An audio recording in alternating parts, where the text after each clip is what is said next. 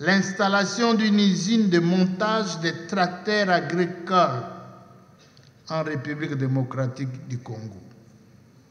5. Le soutien à la production agricole à travers notamment l'octroi de subventions, l'installation de grands entrepôts de stockage et de séchage et la distribution des outils et matériels agricoles.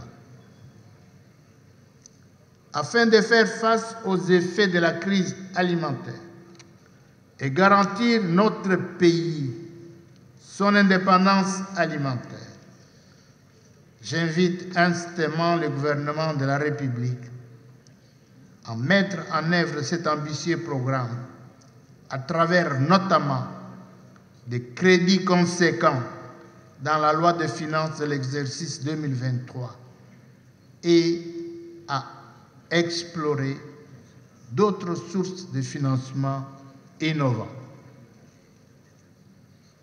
Pour sa part, la représentation nationale réaffirme sa détermination à diligenter une commission parlementaire sur l'occupation des terres arables en République démocratique du Congo.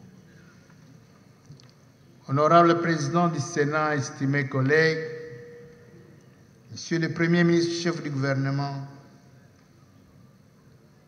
honorables députés nationaux, chers collègues, distingués invités, la session ordinaire qui s'ouvre ce jour est de par la volonté du constituant, essentiellement budgétaire, d'ores et déjà, priorité sera accordée à l'examen et au vote de la loi de finances de l'exercice 2023, qu'il revient au gouvernement de déposer dans les délais requis par la Constitution la loi du 13 juillet 2011 relative aux finances publiques.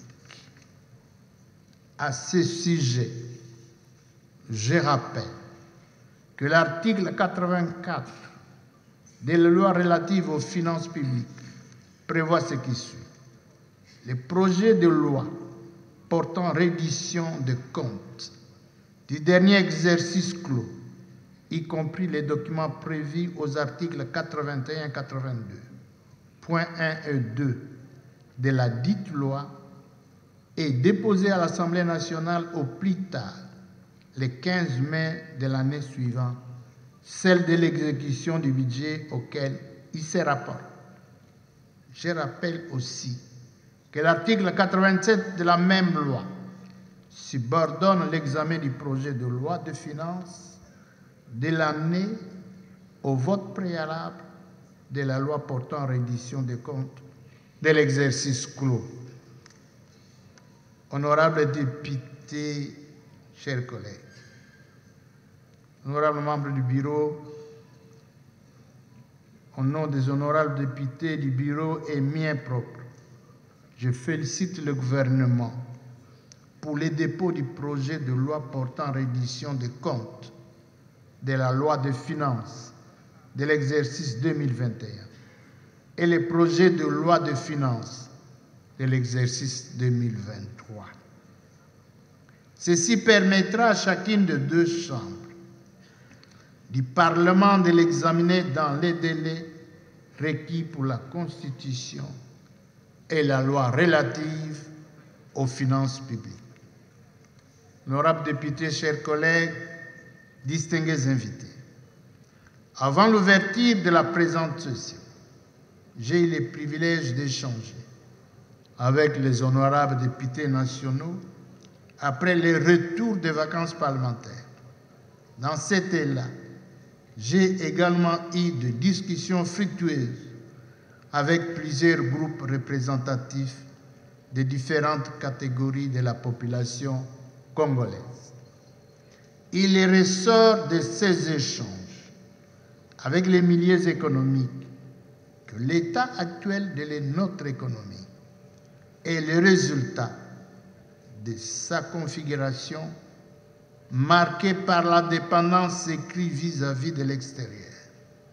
Sa diversification très limitée et son ouverture basée sur la demande extérieure en matières premières et en offre de produits de première nécessité.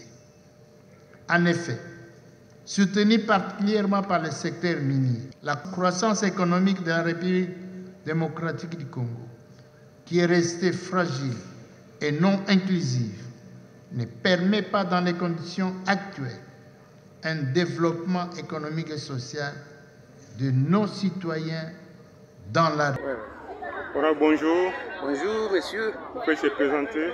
Je suis honorable Emmanuel Baka, député national du parti CCI de Lambert-Mende. Vous venez d'assister dans une réunion retour des congés parlementaires, chambre haute, chambre basse. Mais vous êtes de la chambre basse. Son de cloche de ce message du président de l'Assemblée. Qu'est-ce que vous avez retenu? Non, je vous dis que c'est un discours impeccable, un discours qui rassure, un discours qui nous donne même des grandes lignes des choses que nous allons entreprendre pour cette session. Il nous a même rappelé les propositions de loi et les projets de loi qu'on n'a pas terminés, que nous devons reprendre pour essayer d'étoffer la vie nationale. Bon, maintenant, c'est la session budgétaire. Non, c'est sûr qu'aujourd'hui c'était l'ouverture. Cette session est spécialement budgétaire, c'est connu par la Constitution, mais cette session ne sera pas seulement budgétaire d'une manière générale. Il sera aussi là, ce que nous allons aussi traiter des problématiques à travers de la loi électorale et de l'insécurité qui a élu domicile à l'est du pays.